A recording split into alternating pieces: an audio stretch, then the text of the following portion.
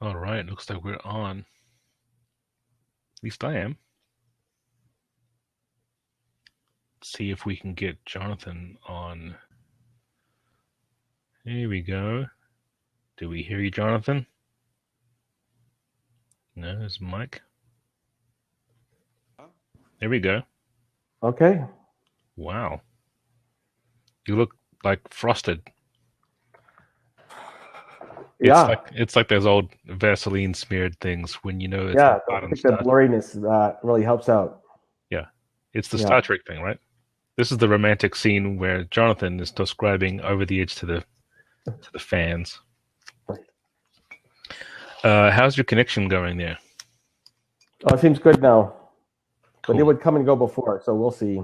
Yeah, if you drop out entirely, I don't know what I'll do. I'll just have to sit here and dance or something. Yeah.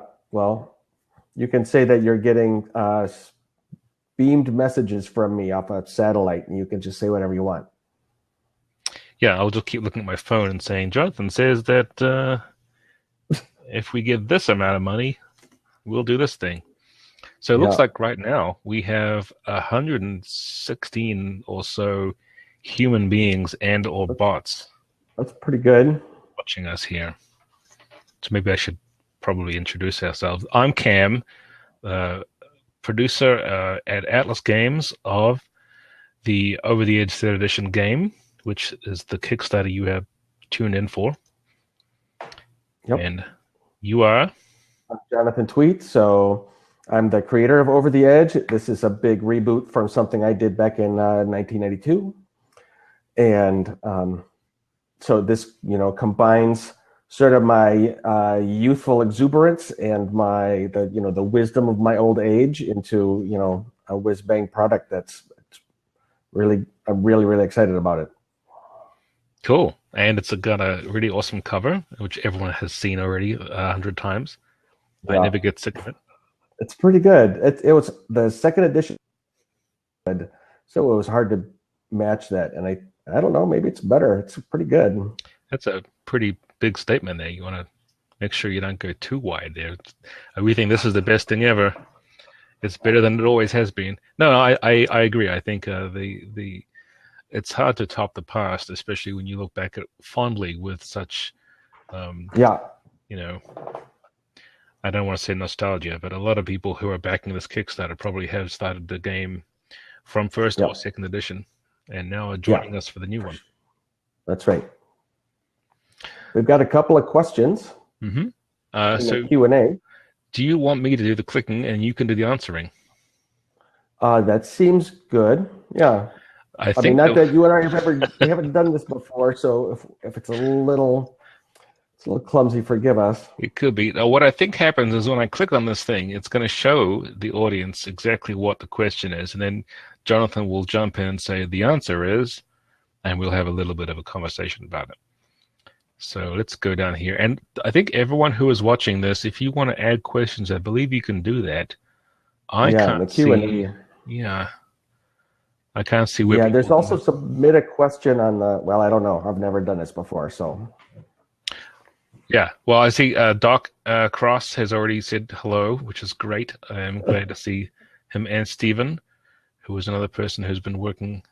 Oh yeah, Yeah, this Steve, is our Doc, chat window. happy to see you, or All right. not see you, I guess, as it Yeah, this is case may be. very curious. So what we're doing, actually, for those who don't understand how this works on our end, we just see each other. We don't see anything else. It's very deep. All right. Um, Maybe we should start by bringing people up to speed on what's new on the Kickstarter itself. Yeah. So That's sort of the big news, I feel like. it is big news today because we had these two. I don't even know. Has anyone taken them yet? Maybe we can check. I should be able to tell from here, but my screen is wide open for. Why don't you tell them about it? I will look it up on my phone. Yeah, we put up two high-level backer pledges today, and they both involve Jonathan.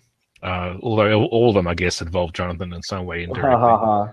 But these ones are big because the $350 pledge level gives you 1 hour face-to-face via virtual conferencing, Skype most likely, with Jonathan for an hour. and it is where you can ask him anything. You can throw all of your scenario ideas at him, and you ask him for GM advice. I don't know what else you would want to contribute. They can't tell me about their characters. No, it's a separate Anything thing. else? Anything else? That would be a separate tier. Whatever. Instead the $2,000. Yeah. No. I find this to be an extremely cool opportunity too, because it's not easy to pin Jonathan down for longer than 20 minutes, and this is an hour, so it's well worth it. That's the $350, and it also includes getting the Lux Pro version of the book, which is the shiny metal cover, and it has all the exciting things in it, and signature signed book plate. Yes, signed by you. Not by some random person. That's right. And it will also come with the dice and the retro digital stuff. So that's the $350. The $750 single most awesome thing we have there is dinner with you at Gen Con. Yeah. There's 3 of those. 3 of those. And each of those includes the ability to bring 2 friends. If you don't bring 2 friends, I think we will just populate the seats with other people. Is that right? If you come by yourself, we will find 2 other people to come along with you, and they will watch you creepily for the entire time. But again, that's dinner at Gen Con, and there are many great eating establishments in Indianapolis. That doesn't, unfortunately, include flying you there. If you're the one who backs it. I think that's the kind of thing where we really like to offer that to folks who are going to Gen Con anyway, and almost always miss out on that, getting to see people or doing anything else. This is a really exclusive kind of arrangement. Whether they will enjoy it afterwards or not. Yeah, well, I'll be good. All right, well, you lead, Cam. Well, so did you check to see if anyone has gone yet? Has anyone taken no one has picked those up. All right. Well, that's there for you folks. If you want to jump in at $350 or at $750, take your best shot. Limited for number. The $750 ones are limited, but the other ones are not, though. So you don't feel like you can't get in there. Okay, so I'll just get this first question up, and we can have a look. All right. Aaron asks, love how the system works for 3rd edition. Any chance it's going to go open in some form or fashion like Warp? What's Warp, Jonathan?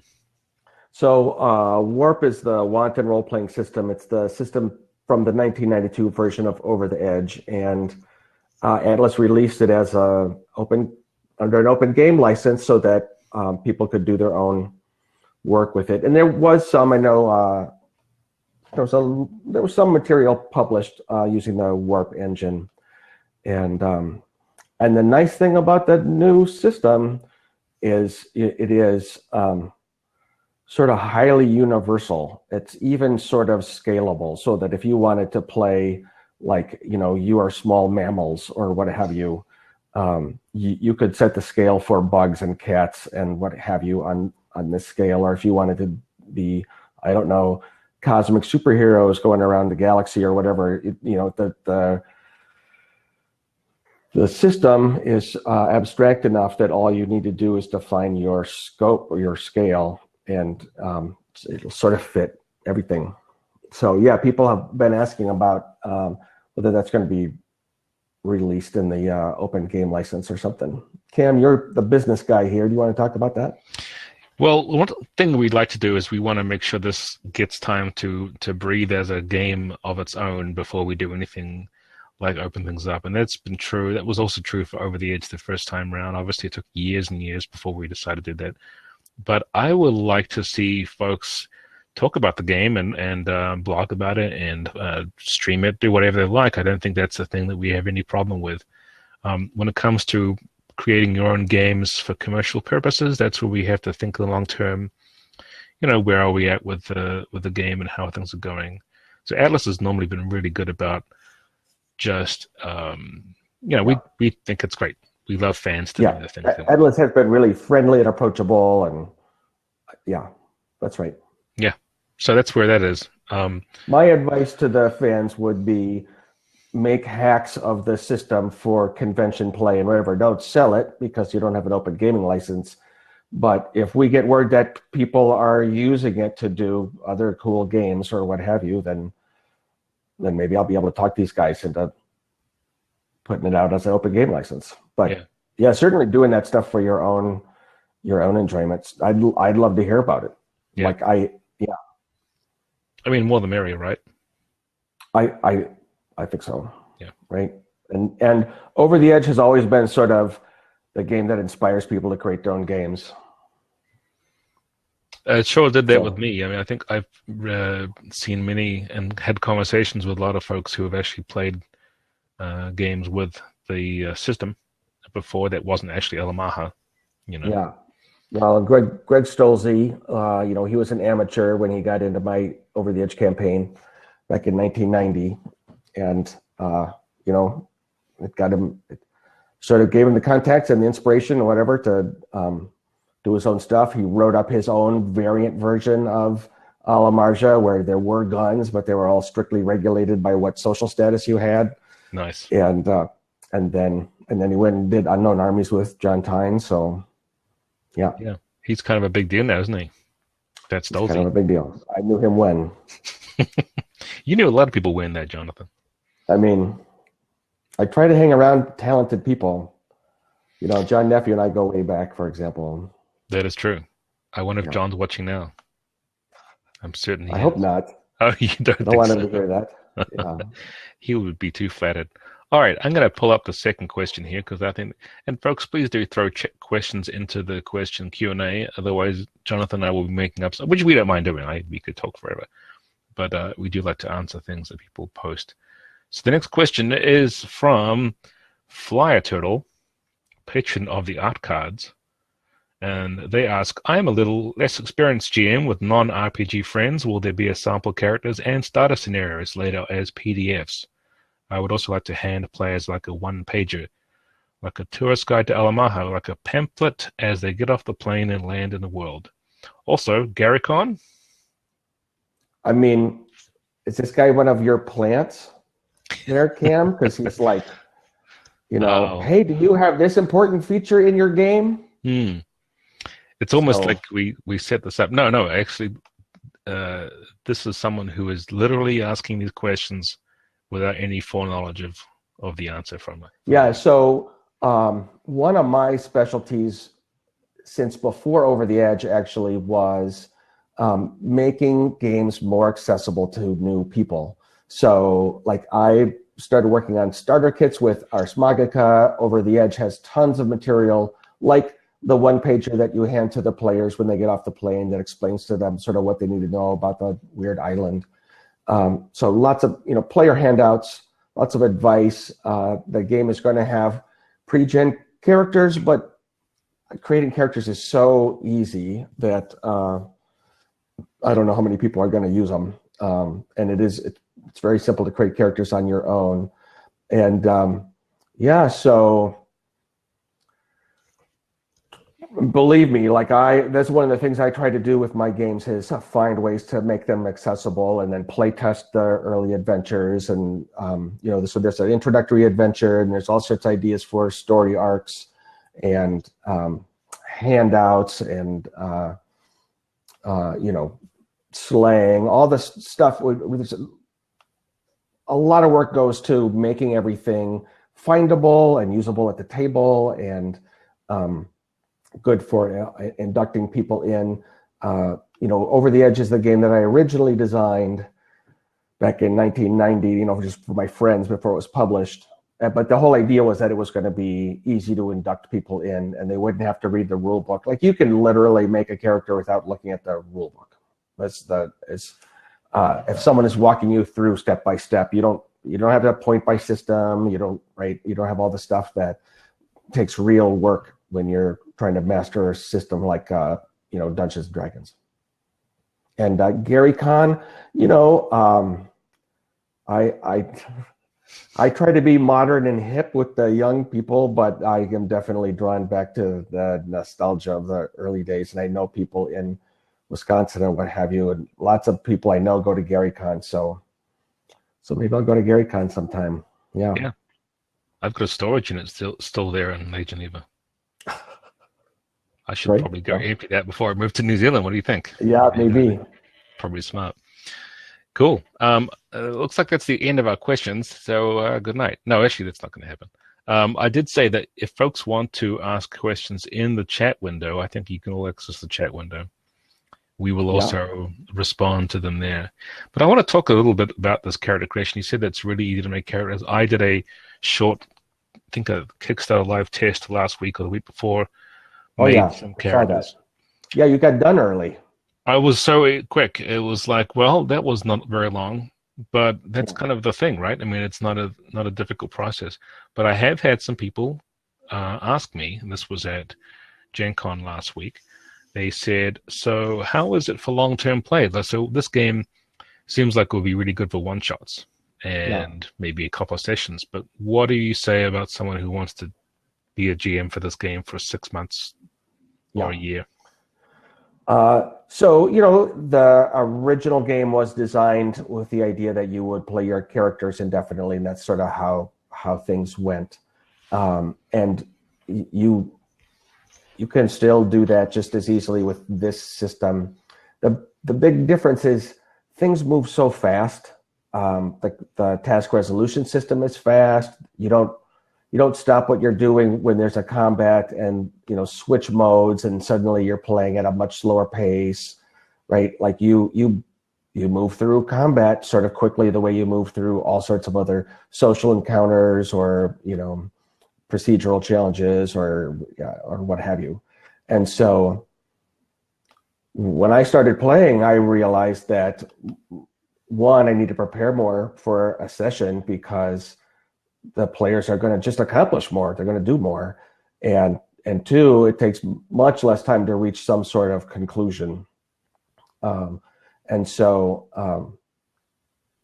what people see a lot in demos or at conventions or whatever is the stuff that is set up for one-shots where there's a huge amount of drama right away and the characters are compelled into some sort of collision with reality and everything can sort of come to a conclusion at the end of a couple of hours. But if you want to do something for the longer term, then you just set things up to be, all the threats are more distant and are building over time, and all the characters are sort of more reasonable and less flashy or less, Hollywood exaggerated because you're going to play them for a longer amount of time. You just adjust your play style. But even if you are doing sort of an indefinite campaign or indefinitely long story arc, what I have found is that you end up doing these sort of little pushes because suddenly one particular thing will become the most important thing that's happening. And then when that gets resolved, it's sort of like the season is over or what have you, like you've and then the same characters keep going, but it's like a new chapter or it's a new volume in the series or something like that. So even the indefinite ones, you often like play them in as like a group of smaller arcs. I think that we're getting more and more used to things like the way that Netflix TV shows and HBO and other sort of formats, the British shows have forever had very, very short seasons, and those things tend to run 3 to 8 episodes sometimes and tell a whole story over that time.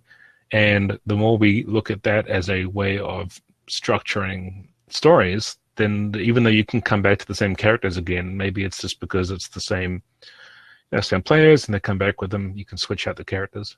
Yeah. A really great way to do it is to have one ongoing campaign, and that's what the main game master in the group is running for everybody. And that can either be one long indefinite thing, or it can be a series of arcs with the same characters repeated. And then the players at the table can each take a turn running a couple of sessions. So that's what we did in my group. One guy ran a canned adventure, and that was a one-night thing. That was really fun.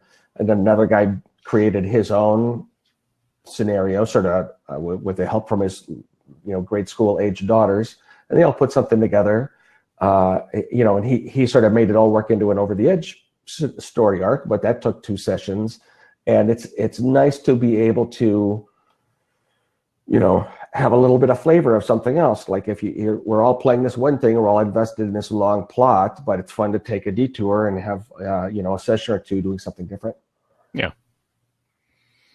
Yeah, I think that's a good way of putting it. So let's see. I don't have any other questions that are on my chat window, but I have a few others. So related to that, you have something in the book about advancement. That's maybe related to this whole thing about long-term play. Yeah, so for long-term play, you want your characters to sort of improve over time and what have you. And so there's a system for advancement in which over time you develop specialties. So your character starts out and you've got a side trait and a main trait, and usually those two do different things, so they complement each other. And then you pick up a specialty, and that is sort of an area of expertise in which your character operates as if they're one level higher than normal. So, like, if you end up fighting some sort of weird postmodern demons that some hermetic conspiracy is calling up into the world, you might you might take postmodern demons as your specialty, and then whenever you are trying to sneak up on them or spot them, or you're willing to notice their evil ways when they're doing something secretly or covert, or you're fighting them, or you're resisting their powers or whatever, you would be at one level higher. And then the idea is you get a couple of specialties, and once you get enough of them, I think you get 3 specialties, and the fourth one is you're a level higher at everything because your specialties have sort of added up, and now your character advances. And so it's a way of building on what the character already has in terms of their main trait and side trait, but then giving them the flexibility to adapt to whatever's going on in the setting. Like you might have a specialty that because you've undergone some sort of fringe science treatment at the university, and so now that has heightened your reflexes and your physical capabilities, and so that becomes your specialty in whatever it is you're doing. If you can also be doing it, if it also relies on your physical capabilities, you're at a level higher. So it can reflect things that actually happen in the game. And mostly very narrow things, though, right? Like even more narrow than the side trait.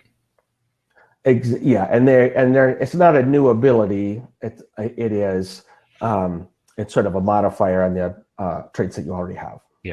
Yeah, so it's a narrow specialty. It's not a general thing. Yeah.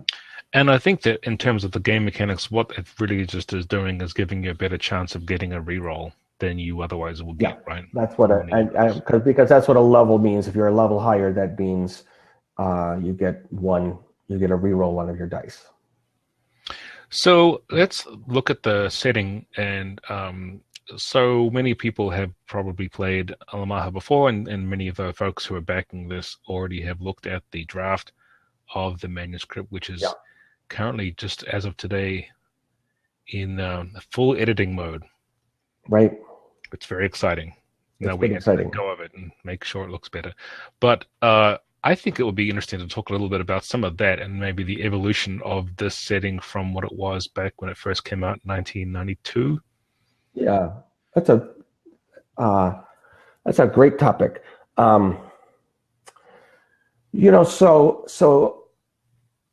the setting's basically the same, right? It's a weird pariah state, a weird island, isolated from the rest of the world, but somehow connected to it. It's all full of conspiracies and weird magic and psychic powers and insanity and weird drugs and crazy artistic movements and cults and just all the great stuff that there is in the real world, only amped up. So in that sense, it's the same. It's like Portland, right? It's kind of like Portland if it were mixed with the most dangerous neighborhood and maybe, I don't know, some libertarian paradise somewhere, Burning Man, or it's. Oh my goodness, Burning Man meets Portland is a good way of looking at that. I mean, even Burning Man is not scary the way. No. The way Over the Edge is scary. It's Weird Urban Danger, right? It's not Weird Urban Frolicking. It's a supplement that we got to put out. That'll be the supplement. Yeah, exactly.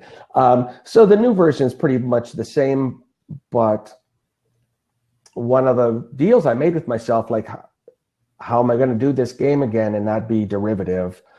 I decided I was going to just rewrite everything, reboot everything. Mm-hmm. So there is still Cheryl Daubain, and she still runs the Temple of the Divine Experience. But that temple's a little bit different. There are new organizations or institutions associated with it. It's not described the same way.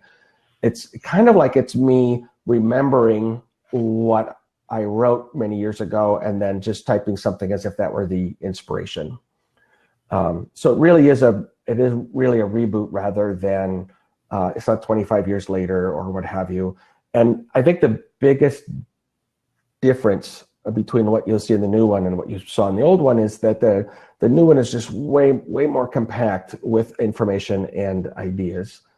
So, you know, when I look at the 92 version, I think it's great. Like I think it holds up really well, I have to say. But a lot of it is kind of average, you know, like if the description of, if the hotel is not very interesting, the description of the hotel is not that interesting. And my new approach is, if it's not interesting, I'm not going to bother to type it. Like, and so the information is more compact. There's less elaborating on something that the reader can already just figure out for themselves. And it's more about delivering a high rate of ideas and twists and stuff to work into your game. It's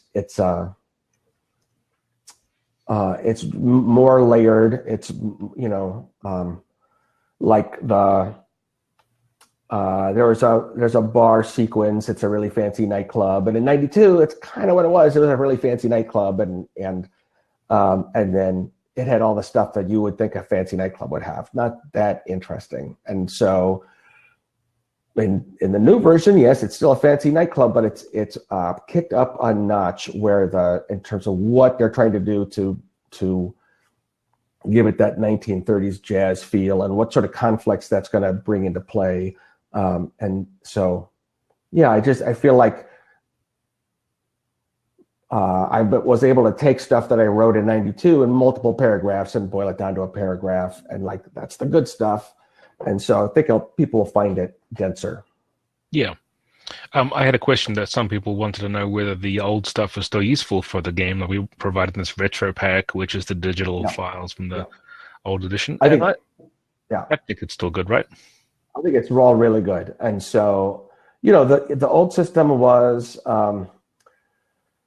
so easy that you can look at the stats as just a general guideline to how powerful these people are at what they do, and you can pretty easily translate that over into the new system. Mm-hmm. You know, it's the new system is abstract enough that you kind of don't even have to write the stats for somebody down on paper for you to run them as a non-player character. Like you can just sort of have it in your head, and it's fine. It's that easy. So if you read something from the 92 version of the game and you have an idea in your head, that's all you need to actually run that character in your game. And then the nice thing about the 92 version, like I made sure that when I was redoing it, like I changed things even if they didn't necessarily need to be changed, because I wanted you to have two versions of something. And so I think Robin's version of the terminal is great, and you can take the 1992 version of Over the Edge and read his terminal and just use that as what the terminal looks like in your game. But I wanted to do a new version so that people could pick one or the other or what have you. And it's still recognizable as, you know, a weird and crazy. You have to get through customs and immigration, and it's a hassle very differently. And so you can, you know, it's useful to go to that book and see, oh, here's another way to do the Ares Gang. Here's another way to do Dr. Nussbaum, and just do whichever one you want. So all that stuff is useful, and I found also that the scenarios that we're giving people in that retro pack, for the most part, many of them introduce entirely different characters in whole new places. That's right. A lot of it So isn't it'll even, all just drop right in. Yeah, that's right. yeah. So that's the answer to that specific issue. I think is that's of interest. A question that we had, our fearless Chief Operating Officer Jeff Tidball wanted us to ask folks what they thought of the manuscript itself, because everyone has downloaded that. A little hard for them to respond to us because of the mysterious way the chat doesn't seem to be working. I had someone saying they can't post questions in the chat room. I'm not entirely sure why. Maybe someone who is volunteering to just throw something in the chat room and see if it works, who isn't us. So I see something from Neil Baker, right? But that was a while ago. Yep, that was earlier. Let's have a look and see. Is anyone paying attention? We have 115 people. Oh, Doc has said, is chat working? Yes. Yeah, it is, Doc. Right. Or yours is. Yes, Stevens is. I'm not sure if that's... Maybe we only have 5 people. How about we take a question from Doc? Doc, obviously, those of you who don't understand the past know that he actually made a mysterious appearance in the setting before. Oh, here we go. Neil is asking a question, and we will do that. So, assuming that this version is successful, so far so good, right? Yeah. Do you already have plans for future source books? That is the big question in gaming these days, isn't it? Do we go on for like 3,000 books afterwards, or what do we do? And that's not a question that I can directly answer, but I think what I will say, there's a reason why we didn't include 10 additional titles in the Kickstarter. It's because we were trying to make sure we got this one the best we possibly could and didn't confuse it with other stuff coming afterward. But I don't think we can rule anything out. Jonathan, what do you feel about source material? There's some plan for PDF support, right? Mm-hmm. For is it Edgeworks or what's that? Well, Edgework, which people now are going to be getting the 4 issues of that interesting third-party fanzine that Peter Henches had done back in the 90s. Well, look, we got more people saying hello. So that is, I eventually would be cool if that came back as something that people could create material for. We're still discussing the options as far as that goes. PDF support is easier than printing huge amounts of books. So I know there's material in the manuscript that's not going to survive into the published work because it's just there's too much material. So maybe some of that will be released in a supplement or. Yeah, I mean, or one thing we like to do is kind of release it as, I guess, in the video game where they call it DLC. Yeah. I like to find a place to put these things if we have to trim it out, because it's good work. So I don't want to get them banished to limbo. Just add a thing here in the chat window. Well, I think it's sort of like will the system be released in a OGL? It's sort of like, well, let's see how much support that game gets, right? Mm-hmm. Like if there's so many people buying it and demanding supplements, then that makes it a lot easier case to figure out how to provide that to the customer. That's true. If we have one person saying, hey, do a complete campaign source book, and no one else does, that's just a book for one person. But if everyone does, then that's great. Steven says, bring on the spreadsheets. So why not? Let's just spreadsheet the game out. That's not going to work. I don't think either of us want to do that. Yes. So, what's a thing that you have done in this book, Jonathan, that is so different and new that you have never even tried it in your life before? Because I know you've done a lot of experimental things. Yeah. So one of the reasons I didn't want to do this project at first, like it took me a couple of years to warm up to the idea, and one of the reasons is that it's a really hard act to follow Over the Edge. It was sort of so, I don't know, such a great piece in its time. And I wasn't sure that I was going to be able to bring anything new and fresh, like is it just a retread? And the very first time I ran Over the Edge as a playtest, I realized I could give players out of character information that would actually make the game better. And sort of like a trailer reveals some key features that helps you enjoy the half of the movie before you see what you saw in the trailer or what have you. Like it's, or just, Hitchcock would always say that you want to show as much as you can to the audience that the characters don't see, so that the audience can be worried about the bomb that's about to go off when the characters aren't. And so that's sort of what you get in Over the Edge. Like if you hear that there's an astral vampire around, but it's the players that heard it and not the characters, then the players are all on edge, but the characters don't know any better. And so there's an interesting sort of, that concern for the character that doesn't know what they're getting into or what have you. And that's worked pretty well, actually. Like I've used that over and over again now, and it's not the key feature of the game, but for a game like Over the Edge, where there's so much going on under the surface and it's so covert, and also sometimes just so weird or non sequitur and just, absurd, or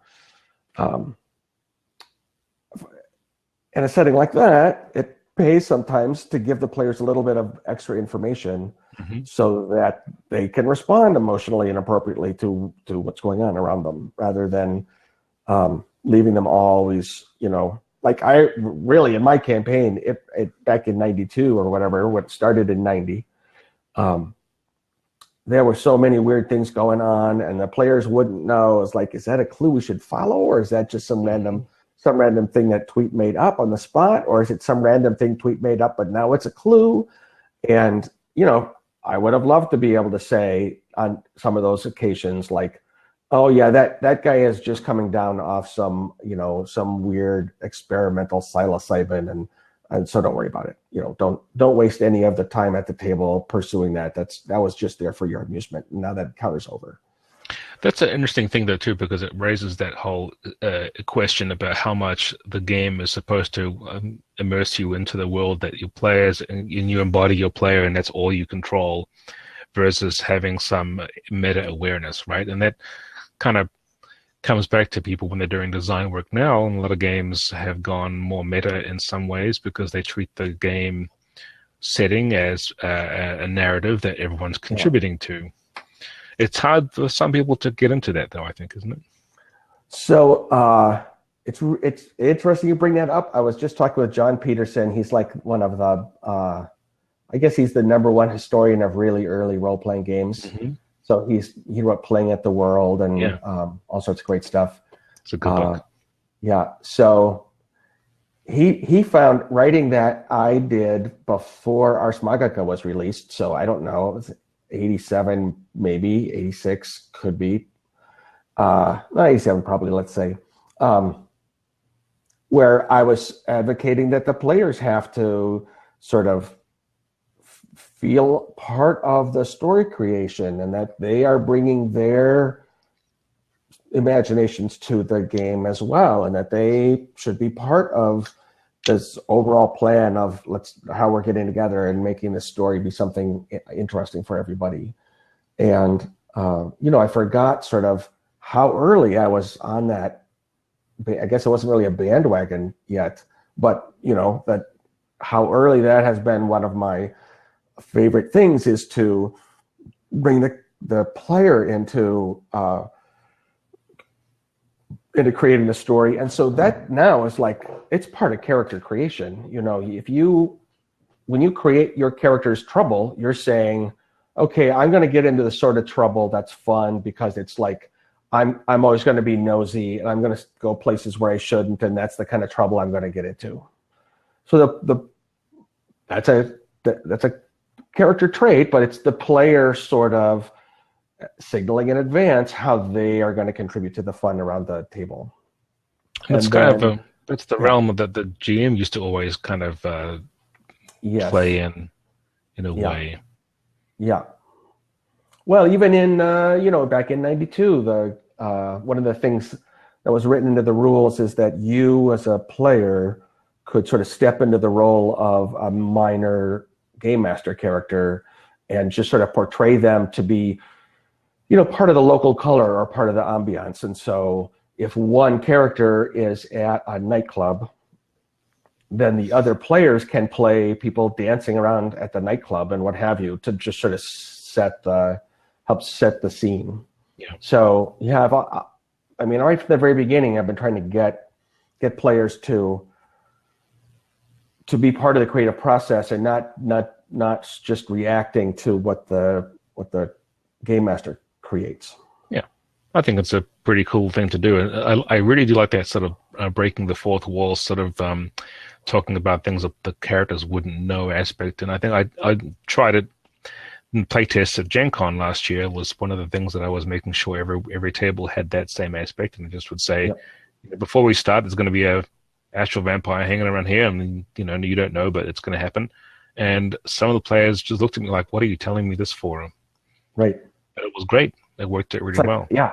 Well, lots of times I've read things that other game designers have written, and I thought, that's cheating. What are they doing? No, you can't do that. You can't make a skill like that. You can't create non-player characters like that. You can't. And then it's like, oh, of course you can actually, and it's a pretty good idea. And so, it's a lot of times. I mean, like I've had negative reactions to perfectly good ideas because they violated my expectations, and it just takes a while for it to sink in. And this is the sort of thing that people can use more or less depending on what their style is and what they're trying to accomplish. Yeah, and their comfort level with introducing secrets to the players that they kind of want to keep to themselves. Honestly, if you never use a secret in the game and no one ever knows about it, it's not much of a. It's not even there, right? It doesn't really exist. Yeah. Let's move to the chat window. I think A.V. Jones had posted a question. Looking forward to that. Wasn't a question, but looking forward to the music by James Semple. Are you looking forward to having a musical soundtrack? Yeah. So I sort of concocted one myself on Spotify, and I used that as the background music for my campaign back when I was playtesting it, and. It was great. I shared that with James so he can sort of see the vibe that I'm going for. And I think the having music that's really intended to be a background rather than just as being appropriated to be used as a background is going to be really nice. I love his stuff, from all the stuff that he's done. And I created that Spotify playlist partly using computer algorithms. So if there's some sort of cosmic force that can manipulate computer algorithms in order to send messages to humans, maybe it picks some particularly good songs that now Semple is going to be influenced by, and it's all part of the process. It's C, isn't it? That's what it is. C is behind all of this. We'll see. Mm-hmm. We will see. See. Yeah. Let's see. Doc has said in the chat window, try telling a group of players that the entire session will have the characters hallucinating. Lots of fun. It does seem pretty good. I think one of those things, setting up an adventure with moody soundtracks and odd kinds of implication as to what the character's senses are going to be about. Senses seem to take the given that sort of put in the background for most games. Like we kind of focus on the visuals and describing the thing, but how often do we end up using things like senses of smell and taste and so forth and over the edge? I think that's a thing we could do more of. Yeah. Not actually at the table. I don't want to sort of make people smell awful things, but it seems like a sensory kind of setting, right? It's more than just a visual graphic one. Yeah. And also the place is all filled with like vibes, right? Like there's so much sort of secret messaging and I don't know, neuro-linguistic programming and subliminal messages and people with triggers that are going to release post-hypnotic suggestions or this, and weird magic and weird spirituality and fringe science. And so, I could just imagine the whole place, feels it like, as a game master, I often get across, not just how things look or sound or smell, but like what's the vibe? Like how does this place, what's its energy, right? Like that's the hard to get that across. But I think that Over the Edge there is certainly calls for that sort of more than just your visuals. Yeah, I believe that like if you're walking through the terminal, it should be different than the Temple of Divine Experience. Yeah. Um, and then lots of characters are sensitive in some way or another, like they talk to spirits, or they have ESP, or they've got an invisible friend that can sense things for them or what have you. And so that's another easy way to set things, is to give people, this character already has, you've established that the character has some sort of sensitivity or ability to observe things. Just give them whatever information you want, set them up with that, and then the player feels happy because they feel like they got information because of their cool power, and you feel happy because you want the players to have that information. This is something I really learned from Rob Hainsou. You want people to have the information so that they can make a decision. Like, the game is about making decisions, and it's more interesting to have all the information you need so that your decision is really about, should I betray this person or should I betray that person? And that's your choice. Not, what's the likelihood that this thing is the case, right? Like, tell them what they need to know so that the decisions that they make reflect who the characters are and not just how much information they have. Yeah. No, I mean, across the board, that's the kind of thing that I think we wanted to communicate more to players in general. This is all information and advice you can use in other games too, but I think when Over the Edge has got a simple system like this, you kind of have to, things don't take as long to play, and so there's more opportunity to go into a little bit more depth with that. So speaking of visual stuff, maybe you want to comment a little bit on our experience so far working with James Marcingo, who is the art director, and getting our art in. We've shared some art in updates, but not a lot of it. We've got a lot of stuff still in the concept thumbnail stages. This process has been long, and we've been trying to get the nailing it down, which has been, up and down. It's been great. Honestly, from the very beginning, I've enjoyed it because it's one way to try and get across to us, from you as the writer, here's what I'm trying to say in text, but now I have to try and tell you how to make it look that way. Yeah. So why don't you talk a little bit more about the art that we're hoping to get in this game? Yeah. So, I have to say, I don't get along with every art director. I'm kind of demanding. Like, I know what I like and I know what I don't like, and I've got a vision. And so every time I have a new art director, I'm worried that they're going to be one that I don't click with. But James is great. Like, we got a great process going for reviewing the stuff. He's been really sort of informative and receptive at the same time when it comes to reviewing things, and he's really interested in my vision coming across, which is great. That sounds great to me. Like, I like that, and so I'm really happy about it. And he's he's like the art director for Shadowrun, which isn't the same, but if he can do Shadowrun, I'm sure he can do great stuff for Over the Edge, because a lot of it is similar. And I talked with him at Gen Con with a friend of his, and they were talking about the LARP that they were in or whatever. So he's a total fanboy geek, just like me. That's great. And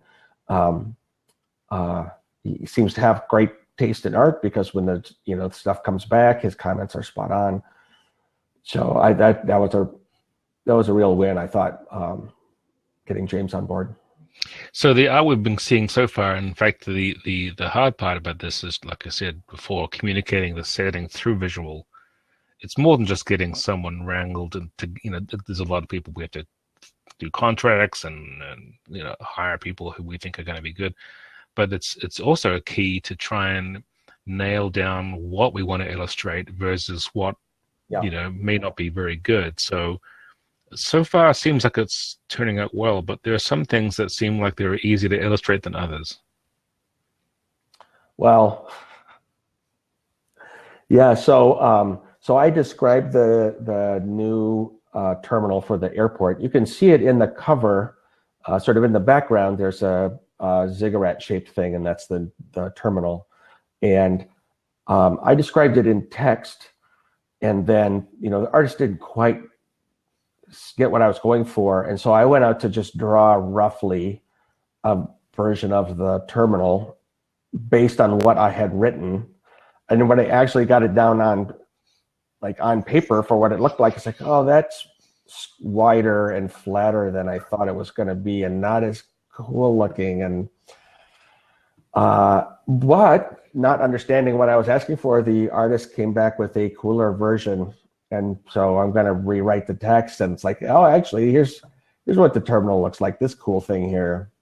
I find that this is the maximum for this. Is sometimes, I mean, we have to trust artists to take what we give them and then make something cool. Because I mean, in our brains, we've got this image of it, but like you said, as soon as you sort of think, oh well, no, you're getting it wrong. I have it this way in my head, and then you sort of your version, as you found out, oh, actually, that's not that great. Or it's not as good as I thought. I think we in our heads we actually have a better version of almost anything we can describe, which is the saddest part about being an artist or art director. Well, for instance, I'm gorgeous. Oh,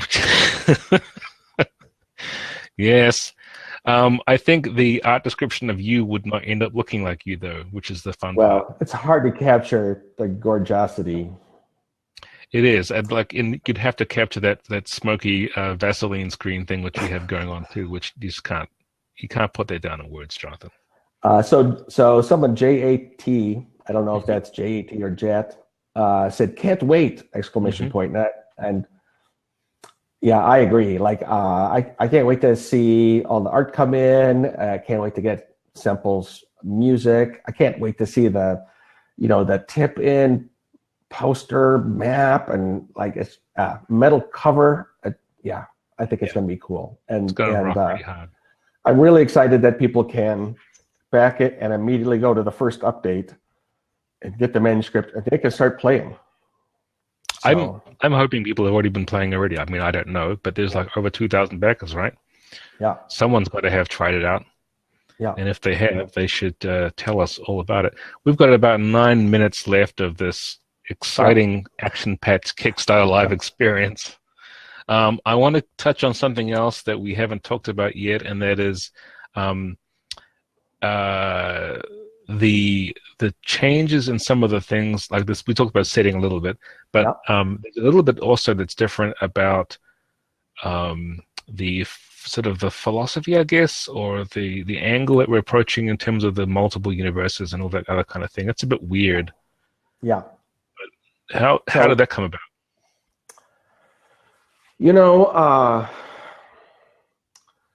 Like one of the things that I learned from Robin Laws, right, is push it more. Don't worry too much about everything making sense. Make things sound really cool. And sort of as I was developing this,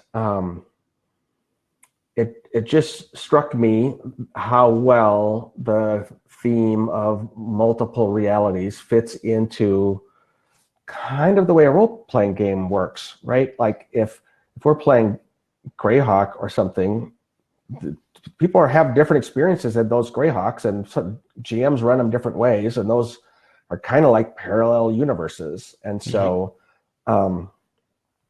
I started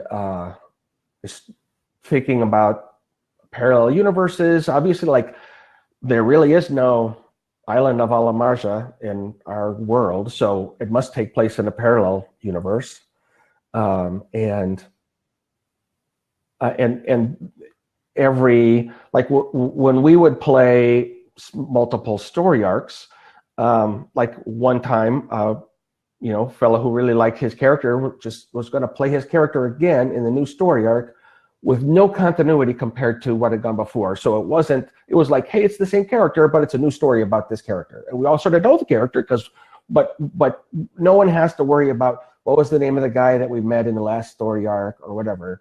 And so it all sort of fallen together. And one of the early things was back in 2016, when I saw where the U.S. election was going, I could tell that Clinton was going to win way more votes than the Republican. And I thought, well, Over the Edge is going to take place in the horrible dystopia where the Republican wins. And then that's how you'll know you're in this terrible parallel universe. So that's what I did. That game is set in the world where Clinton actually lost because of the Electoral College. Yeah, it's pointed out in the intro. Yeah. So now if you think all the mind control stuff is bad, right? There's also like neo-Nazis marching in the streets of America. Yeah, it's almost unthinkable. Almost unthinkable. I actually do think one of the things I liked about the original game was all the little asides and the sort of nuggets of commentary you put in there. And you do that this time around too. And it's not just things like that. It's like everything you have a little... There's a glimpse inside the brain of Jonathan Tweet. And this time you've also offered to Chris Lights, your co-writer, additional text has been provided by Chris, who is a really pretty talented guy.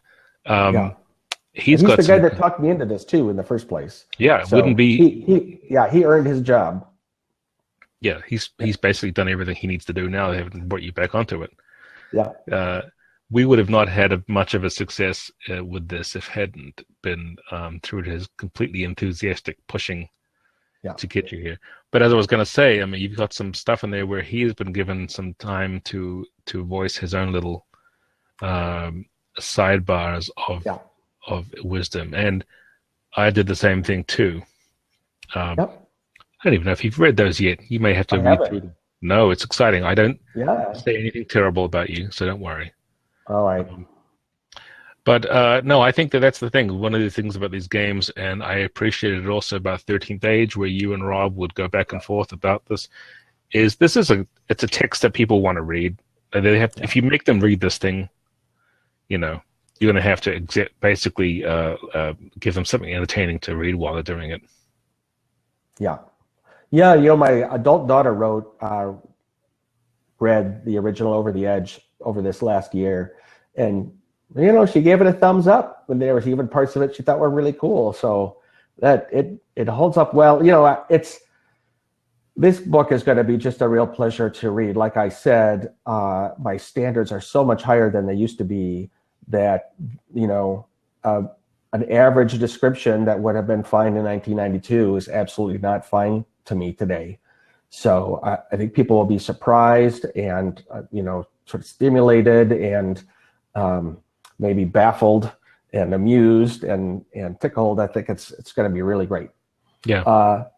We got a question about will there be new adventures? I think Cam covered that earlier. It's like it depends on what kind of demand there is. More likely to see support in PDF than print, but get everybody playing this game and we can talk Atlas into printing something, I bet. Yeah, you'll get a glimpse of the adventure format if you look at the manuscript. That's a little bit of what Jonathan worked over several times. We've been back and forth about what you need to provide in these things. And that's not to say that it's the only way to write the adventures for the game. Yeah. I'm sure some people have their own ways of doing it, but that's certainly presentation-wise, that's kind of where we were looking at it. It would not be fair if we did not mention we mentioned editing before, but the book's editor, James Gates, we had a really good conversation with her at Gen Con. Yeah, she seems great. So that's the thing I like to tell people that editors are very, very important to role-playing games. If you like reading things that I have done, for example, in the past, you should thank the editor, and if you don't like them, it's my fault. So we should also say the same thing probably is true here. But no, I mean, that's right, getting your voice out clearly and better. Yeah. Right. Do we have any last what's your last thought and commentary for everybody you'd like to convince them of the reason why you absolutely should back this if they haven't already? So maybe I shouldn't say this in public, but of all my games, this is the one that means the most to me personally. It's the one that reflects how I game, how I think, how the jokes I like.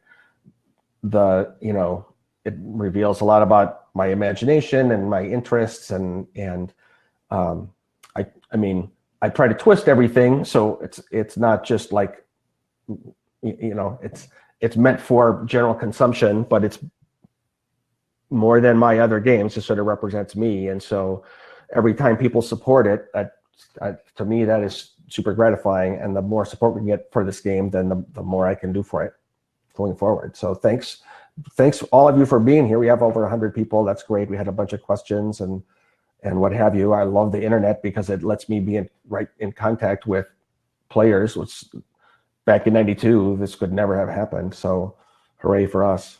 Yeah, and they can continue to follow you on Twitter and even Google Plus, correct? Yeah, so Google Jonathan Tweet. At Twitter, I'm Jonathan M as in Michael Tweet. I'm super easy to find. Yep. Cool. Lots of over the edge stuff that you'll see in my feed and my profile. We will basically continue to give people updates and so forth as we lead into tomorrow's last. What are we now coming up? Tell your friends. Yeah, lots of things. So thank you everybody for tuning in to live. Yeah, you're welcome, Neil, Aaron, JD. Everybody. You bet. A lot of fun. Cool. Good deal. And thanks for coming in, Jonathan. I think that your smoky presence has been fantastic. All right. Have a good night, everybody. We'll see you later. Bye-bye.